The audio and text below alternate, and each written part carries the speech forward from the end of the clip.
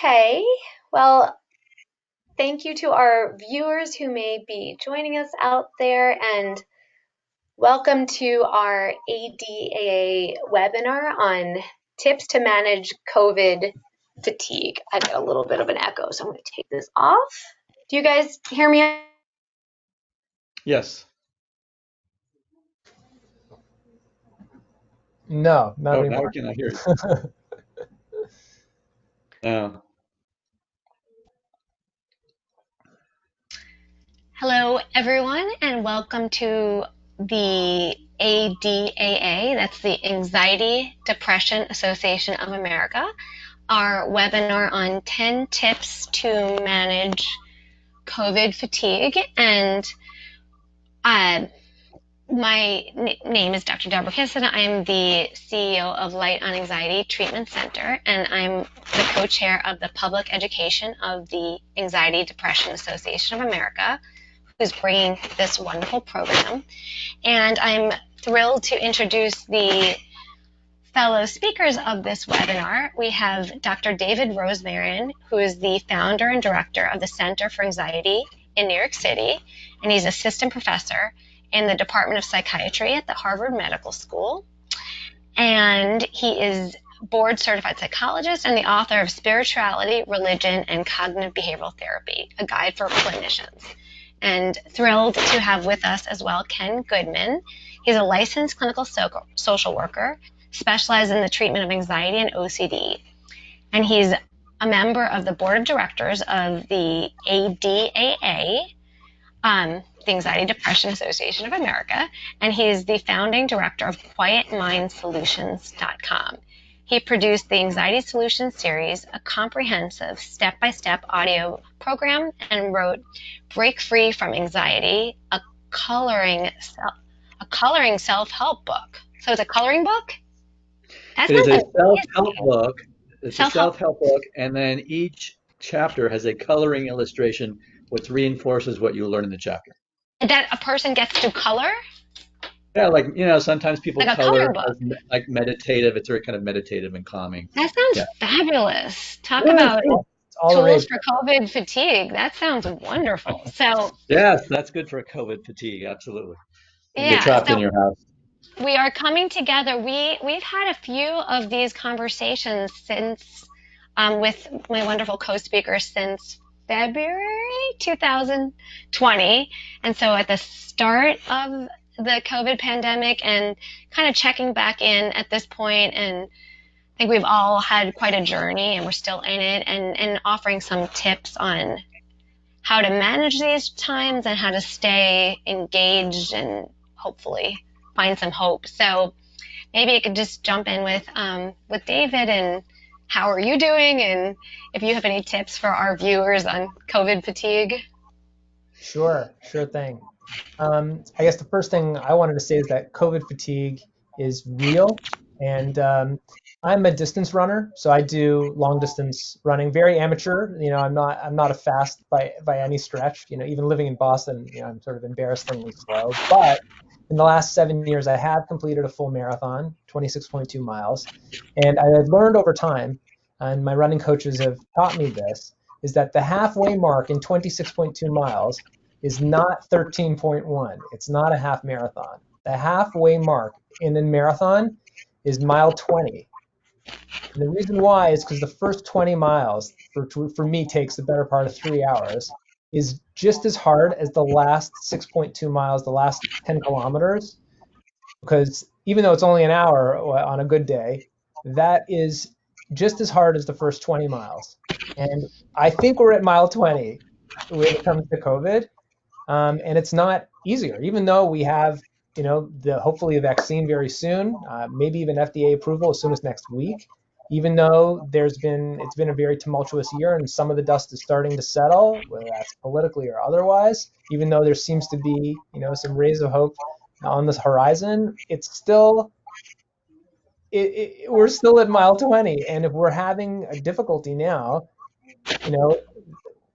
that's perfectly normal. So that's kind of my first approach to this whole topic.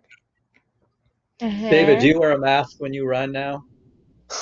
So I'll tell you, I'm nursing a hamstring injury. So for the last 6 weeks, I haven't really been running. I have been hitting the bike, which is indoors in my house, and I do not wear a mask in my house when I am biking. No, but what about when you're running outside before you pull your hamstring?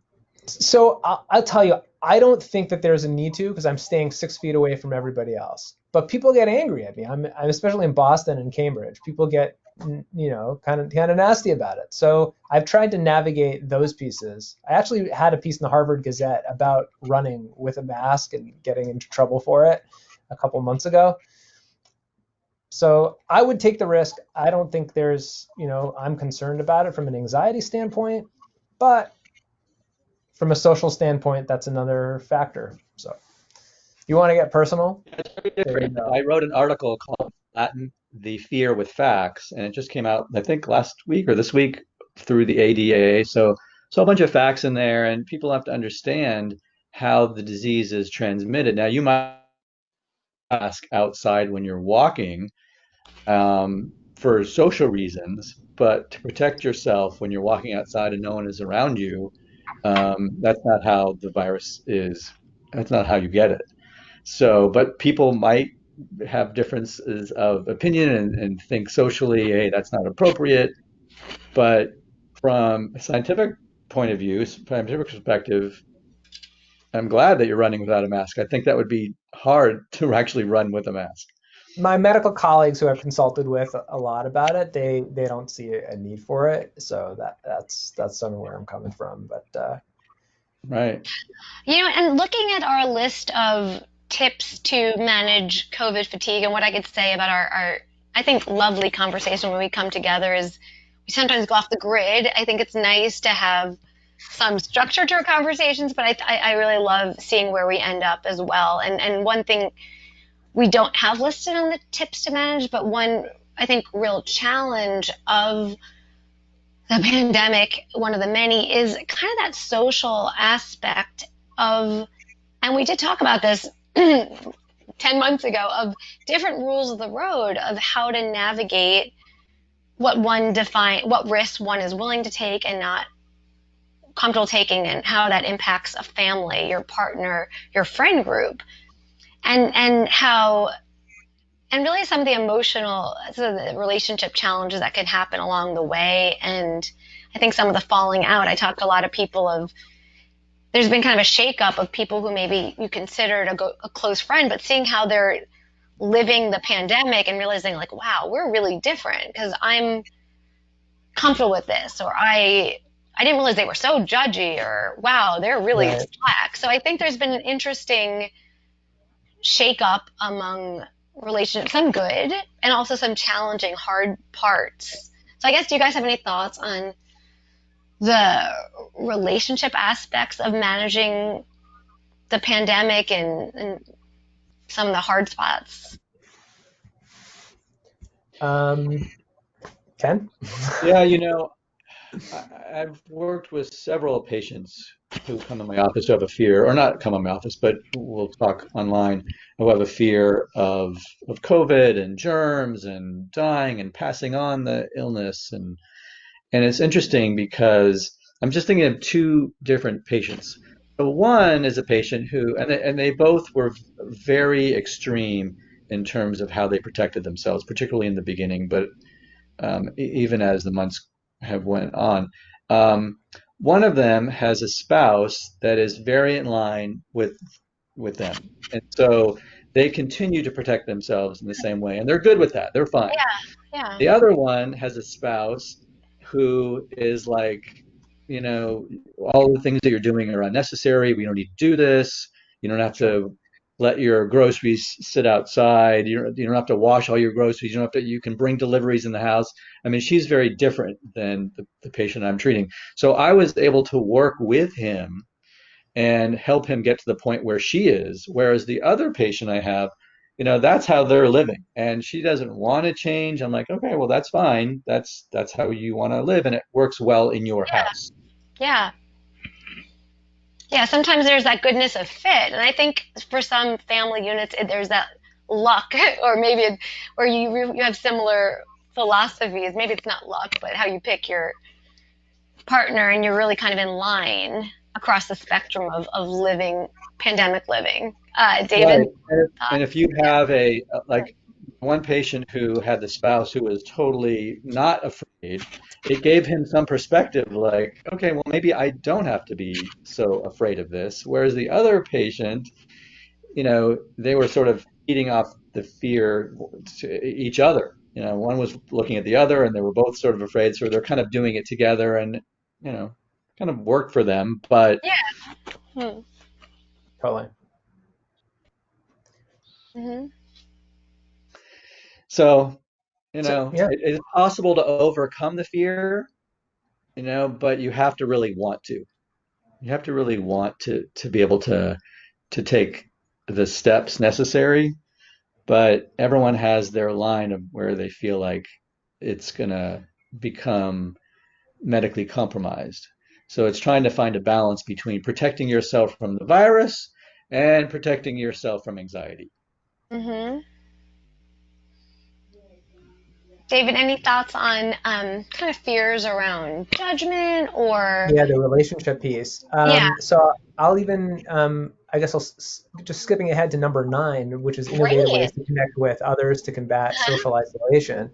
That's so critical, especially at this point in the pandemic, where a lot of people have been really isolated and lonely. And many people, the most connection they've had is to like a pixelated image of another human being, right, on the hopefully the other end of a Zoom or whatever software we're using.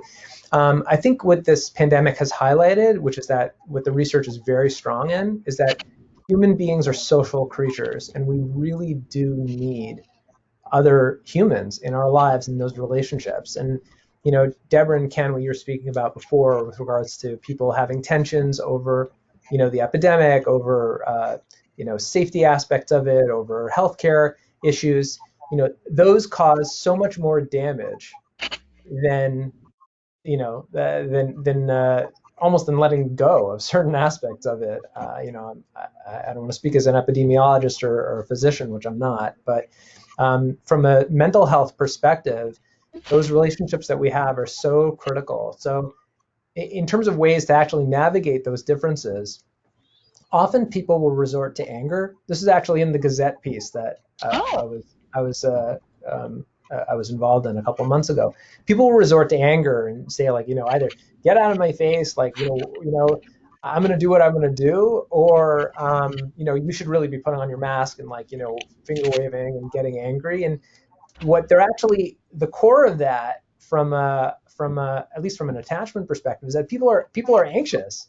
hmm, They're either anxious of their freedom being taken away or they're anxious of getting COVID. And both of those, it's so much more healthy to communicate what's really going on, which is, hey, you not wearing a mask makes me feel anxious. Would you mind putting it on? Because that's freaking me out. As opposed to, you jerk, put on your mask, which is usually what people resort to. So I think that, if we can be aware of how we feel and communicate that to other people, be more connected with them. And then when people aren't communicating effectively with us, to understand that it's probably more a matter of anxiety than anything else.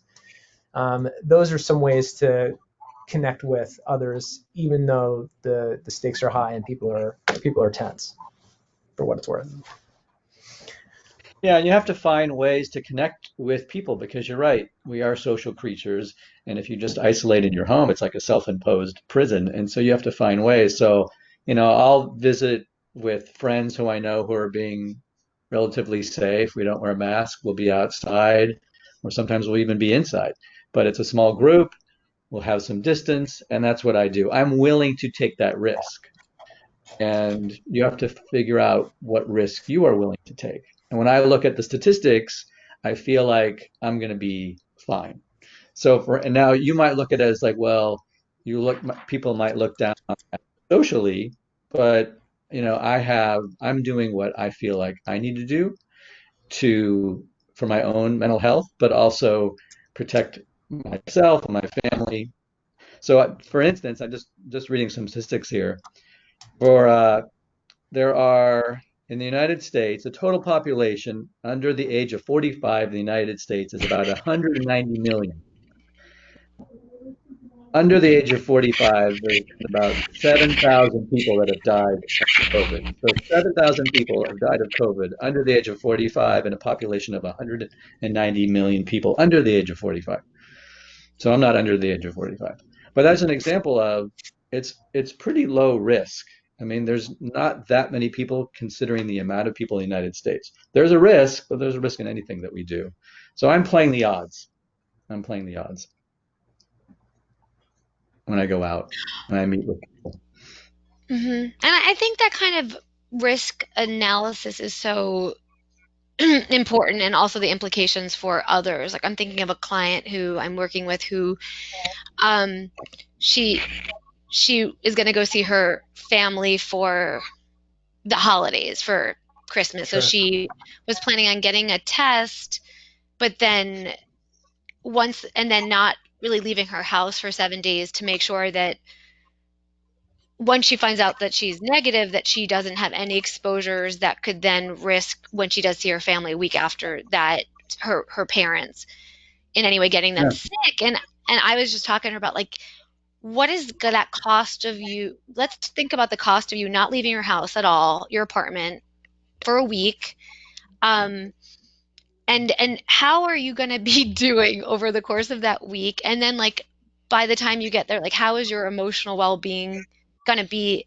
What's that experience going to be like for your parents when they see how stressed and lonely you are? And how do you guarantee anyway that just because you had a positive test, but then once again, we're starting to enter OCD of, like, how do we know for sure beyond that moment of the test that you don't have it? So the cost of trying to put yourself in a little tower to make sure, versus maybe telling yourself, okay, when I go there, I'll wear a mask around them because they are older, just to make sure that there's some layer, and giving yourself a week where you're not in prison, because that's kind of a huge cost to you, that social isolation. And Yeah, that's what I do. Like yeah. I'll be less careful, but when I go to visit my mom in Palm Springs, I'll be careful for the week before. I'll take a test a few days before I go, and then it just sort of ensures that she'll be okay, and then I have my freedom to do my stuff. Now, sometimes people, maybe they're living with people who are older, and that's harder. That's much more difficult. And it's interesting because obviously we're three different individuals with different worldviews, and we're all moving through in our own life sphere, getting through hopefully reaching the end at some point, that we will have vaccines at our disposal. So Yeah. if you think of a top tip that comes to mind, and it could be on the slide or not, that you feel has been helpful for the patients, the clients that you're working with, what's the first thing that comes to mind? Well, it depends. So, for instance, the patient I was referring to who had a wife who was not afraid and was not really doing safety behaviors, but he was doing a lot of safety behaviors, taking a lot of precautions. For him, it came down to two things, really. It was really or three things. It was really understanding how the virus is transmitted, and really understanding that the likelihood of getting it versus the things that for instance, he just felt like you could just get it by just touching anything. And so he had to wipe down everything. But that's not really how you get it. You have to Right. really understand, like, how is the disease transmitted? And from what I've read, it's from people being close within 6 feet for a considerable amount of time, more than 5 minutes. So and then you're close. So a passing interaction, you're not going to get it. On your run, you're not going to get it. If you're biking outside, you're not going to get it. So it's really Right. just being close to someone who actually has it. And so you have to understand and it's not from like touching different things, because it has to do with touching your face. So even if you touch something that had the virus on, you're still only at risk if you then touch your face. So it's not touching things, it's touching your face that's the problem. So if you don't touch your face, you're okay because the skin protects you. So it's understanding how it's transmitted. And then also what the risks are in terms of statistics, understanding that it's incredibly low risk for him. He was like in his 30s. Um, the 93% of the people who have died have been elderly.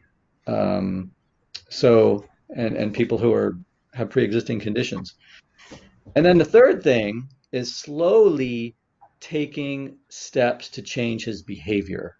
So rather than leaving a package outside the house for 2 weeks, he would leave it outside for 1 week, and then maybe only 2 days, and then bring it in the house. And just slowly changing his behavior was key because although safety behaviors keep you 100% safe, they also strengthen anxiety. And once he was able to let go of those safety behaviors, not washing things as much, not washing his hands as much, um, uh, everything that he brought into the house.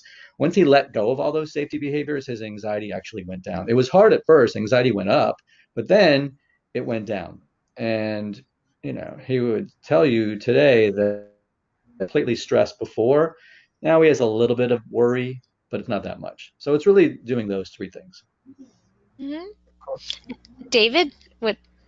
Yeah, I'll tell you what's coming to mind is that, I think that at first, certainly in February, March, April, even May, the first couple of months, people were pretty high anxiety about this, and to some degree, that persisted through the summer because we still had a lot of things that are unknown. And what Ken's doing is really helpful to get people knowledge that they need to flatten the fear with facts, so to speak, and we have a lot more knowledge about it. When I think about current coping with COVID, though, and it's really more about burnout and it's almost more about depression. And what I've seen is that, in terms of the cycle, certainly in February, March, April, anxiety was a lot higher. Now, what I'm seeing, and I don't know, Deborah and Ken, whether you're both seeing this, is that Mm-hmm. really more the depression symptoms are getting more intense. People are feeling burned out. It's been a long haul. And in terms of dealing with those depressive symptoms, there's a number of things that can be done. We talked about connection and human connection and the importance of that, and that I can't emphasize enough. But in addition to that is having a schedule and having Mm-hmm. when I think about my running analogy, from miles 20 to 26.2, there's something which is more important than speed and power, and that's called cadence. Cadence is the number of steps per minute. And sort of I think the behavioral equivalent of that is having a schedule. Huh. That it doesn't matter how much and how successful you are, how much you're actually accomplishing, but having the same steps per minute. For example, waking up at the same time every day, going to bed more or less the same time every day, having some sort of a routine through this. I know that the patients I've seen struggling with depressive symptoms, the ones who have a schedule, the ones who have structure, the ones who have cadence and rhythm, that's they're doing so much better, and it's usually a first order of business to bring that about. Um, from what I've Yeah, seen, anyway. otherwise you sometimes will just kind of linger in bed. You Right. don't have much of a structure to your day. You're more involved with your thoughts than doing anything. But I think you're right, just having a structure.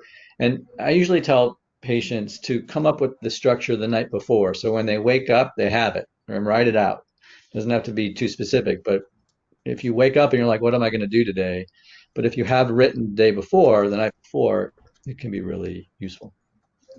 And even for my kids, when school switches to web based versus in person, Sure. to get the requirement of getting dressed. It doesn't have to be your fanciest of outfit, but like you're dressed, and you're telling the brain like I'm no longer in my sleep pajamas. Now I'm in my practically look like the same outfit. It's just as comfortable, but now this is like your day wear, and brushing your teeth, brushing your hair. It's just something that is telling your brain like you are now in a new mode of functioning. And so really those stimuli control of how you're setting up, even if you're working from home or computer, maybe positioning your computer so if you don't have a lot of space, you're not facing the bed, so you're maybe looking out at the window, like there's a Totally. fresh start to your moment and you're transitioning to the next phase of your day, even if there's not a ton of space between the the sleeping phase and the productivity phase, it makes a humongous difference in your brain understanding that it's in a new mode of operating. Right. Yeah. Get out of your pajamas and put on some clothes. Don't wear the uniform of the sick person. Mhm. Oftentimes what you wear helps you feel a certain way. So people who, judges, or policemen, they feel a certain way because they're wearing that uniform, right? Mhm. So it's a very small piece, but you have to, to put the puzzle together, you got to put all the pieces in. Mhm. So Mhm. absolutely right. Yeah. Go for a walk in the morning. If you have a pet, it's sort of built in, and a lot of people do. I heard that there's a huge demand for pets these days, that Yeah. it's increased, apparently. Some of our patients have difficulty getting a dog. Mine too. I was working with a client trying to find a dog to foster, and it's definitely a lot harder. So that's good for our furry friends, and I think good for people. It's a new problem is the dreaded like anxiety about coughing. So it's almost like a new kind of tick, like trying so hard to not the fear of coughing. Like it's going to be interesting over the next couple of years, like how much of this stuff leaves a hangover of terror at Sure. the thought of coughing in public, or so it will adapt, but some Yeah. is going to be with us for a while. I definitely, if I'm around someone, try to hold in my cough so they don't get worried. Absolutely. Just thinking of other tips for getting through I like your as a not runner, but really like the way you're looking at this final leg, God willing, is finding new ways to inject joy, pleasure. And I was just speaking with a client, just brainstorming with the holiday seasons coming up, certain things that she wouldn't be doing, but just kind of Googling together. Okay, well, there's the Zoo Lights program, like where it's outside and in Chicago, and you could go and walk through the zoo and see the lights. There's outside drive-in movie. It takes a lot more creativity. Sometimes some ideas that sound like they're going to be an attempt might be a bust, but you just kind of have to keep digging deep and trying to find something that sounds somewhat pleasurable and fun. Like you got to try to find that spark, and it's going to take work to find those kind of activities that make you feel a little bit excited. One thing I've And been doing, certainly if you've had hobbies in the past, you right.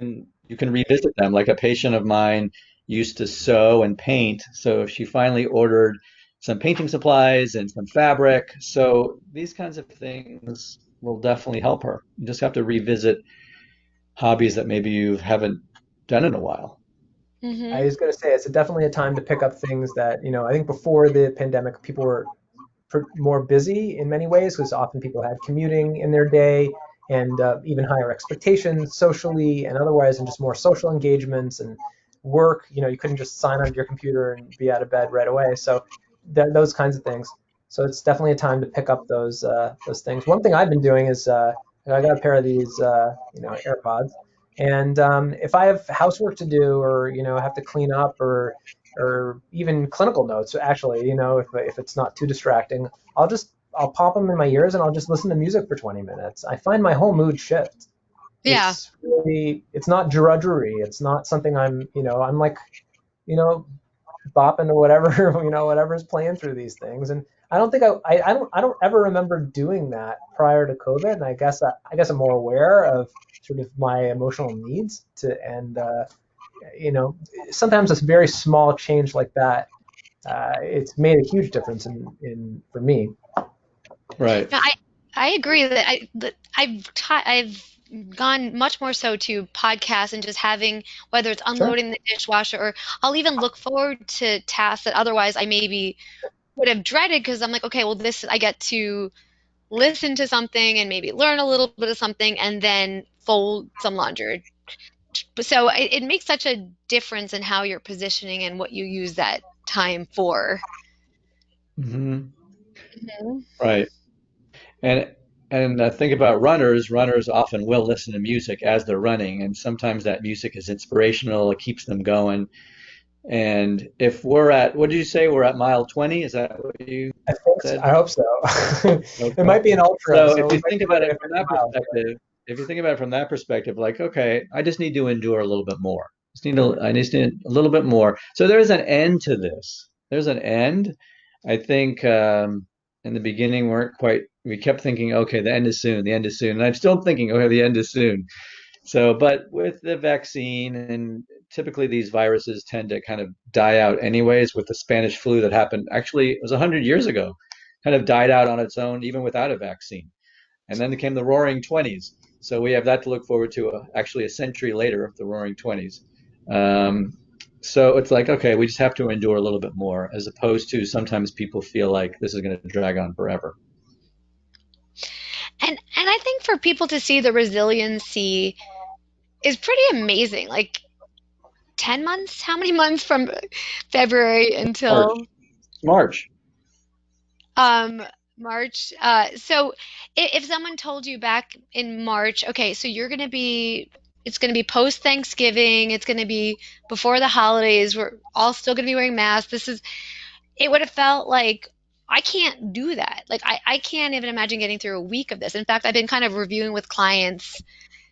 There are notes from like March 2020 of them saying like, okay, so it looks like I'll be back in school the end of March. I just have to get through the next 2 weeks, and that's going to be so hard. But let me figure out how to get through. But we're doing it, and so it just kind of shows that when you things always feel like they're going to be so complicated, and they have been complicated. But then when you get into the act of doing, we get through things that we wouldn't have thought that we could. And I think this whole drawn out pandemic is a really good example of it doesn't mean the reality was is fun, but we got through it in ways that we probably didn't know that we could or would. Right. And if you're having trouble getting through it, it goes to number 10, which is really Hmm. to seek professional assistance. Because if you're really, really struggling, and a lot of people are, then you should certainly seek out a therapist or maybe a psychiatrist for medicine. And the ADA website has a list of providers. You can search in your state, because now you don't have to just see people in your city, you can see anyone in your entire state, because all therapists are seeing patients remotely now, whereas before COVID, only a small percentage were. Hmm. Don't be On that afraid front, to I think reach that's out. probably a silver lining of this whole pandemic is that, I've seen more people acknowledging a need for professional assistance. It seems to be so much less stigma. You have all sorts of movie stars and other individuals coming out of the woodwork, out of the closet, so to speak, and acknowledging their own struggles with anxiety, with depression, with other issues as well. And everybody struggled this year, so I don't Yeah. know anybody who wouldn't have benefited from speaking with a professional, Mhm. and just getting a couple of tips, just understanding where they're standing with regards to their anxiety, and it's just such a why not get the help if it's available. Absolutely. No, Absolutely. I agree because that point number one of it's okay to not be okay felt 10 months, it felt a year ago so much more critical to highlight. And I think that's something at least we've all caught on to. And I think the fact that it's human to struggle it feels a lot more accepted, as you're saying, David, and the shame associated with needing a little boost and some mental health assistance. And also I think some of the pressure that anyone who had perfectionistic beliefs about their life, that I must go to this college and then I must get this job and I must have make this much money, and the belief that one can control their life and it's success or bust. I think it's I've noticed for some people like, I guess I'll take a gap year, and I guess it's okay to veer off because we have no choice anyway. So I think it's loosened up some of the pressure for those who do have super uh, perfectionistic beliefs about what they must do. What have you guys seen that Hmm. at all? I have, but I hadn't thought about it in that way. So I thought that's really, you crystallized a point that I've been seeing also. That's great. Yeah. We don't. I Not think everybody too fits that into a box, and COVID taught us that you're not going to fit into a box. It's very idiographically, individually tailored. Your circumstances, your life, what month it is. There's so many different factors that go into life decision making, and that's definitely another silver lining that's come out of this. Really nicely put. Mm-hmm. and certain people are more affected than others. I mean, certain people have lost relatives or friends. Other people haven't. I mean, I don't know. I don't even know that many people who've actually come down with it. But some people know a lot of people that have come down with it or have Ken, been where do in you live? ICUs in Los Angeles. You're California. and yeah, just to introduce, like for our viewers. So I'm in Chicago. Ken, you're in Los Los Angeles, Angeles. and David, you're in Boston or New York I live City? in Boston, but the clinics are in New York City, so I'm You're both. So, spanning the eastern corridor, northeastern corridor. so we're in some big cities. Mm-hmm. But if you have not been impacted, and then other people have lost their jobs and Sure. financial stress, everyone's experience is different. And if you haven't been hit tremendously hard by it, we definitely have to be grateful that even though it's hard and challenging, it'll come to an end and be grateful and appreciative for what you have, you know, and try not to catastrophize worst case scenarios because that can really lead to anxiety and depression. Okay, maybe we'll do like one more speed round of a. We could either do a tip from the list or another tip that's coming to mind. Hmm. I think I gave all my tips. We've all got COVID fatigue. We can compare our energy to our webinar in February. And we're like, okay, we're living it. That's funny. David, do you have another tip? I was just thinking, I think we covered a lot, but being mindful of how we feel, day to day. I like to sort of take an emotional temperature. What's my stress level today? What's my level of blah today? How blah do I feel? Do I have more energy? Do I have less energy? Um, sort of just being aware of how our emotions are on a given day. I think that's something we didn't chat about, which especially after mile 20, you want to be very aware of where your stress points are in your body. Where are you feeling it? It's not that it's going to feel pleasant, but it's going to be stress points, and it's going to be fatigue and uncomfortable. But just to be mindfully aware of it and to understand that that's normal, I think that uh, Hmm. that's a critical aspect. I'll just talk about number six, enhance your wellness through small improvements in sleep, exercise, and nutrition. Oftentimes, people are isolated, they gain a lot of weight or they stop exercising, their sleep schedule's off, and that's really important. And that's under your control, the amount of exercise you do. It might have to be adjusted because maybe you're used to going to the gym, you got to try something different. But certainly, the food that you put in your mouth and your sleep schedule, um, you have huge influence over that. So, really, to be mindful of taking care of yourself the best way you can in those areas. What Like about you, Deborah? verse 7 is coming to mind right now. Gently, compassionately nudge nudge yourself forward through behavioral activation. And thinking of certainly for myself and the clients that I work with, kind of overcoming the blahs. And I don't want to think of a client needing to work on her resume and thinking, oh, I don't want to work on that feels so overwhelming. Well, you don't have to do everything. You don't have to rewrite everything, but can you set a timer for, I'd say starting with even 15 minutes, because resume work is really hard. Like that's not the kind of work that you ever want to tell yourself, like, I'm going to sit down for 4 hours and work on my resume. Like if you could just for 15 minutes write in a new bullet for that, that's enough. For sure. And also, really trying to stick to that. Sometimes people maybe set a small goal for themselves, and then once they get going, they're like, okay, I'm just gonna just keep at it. But then the next day, your brain kind of remembers, oh, wait, you said we only have to do it for 15 minutes.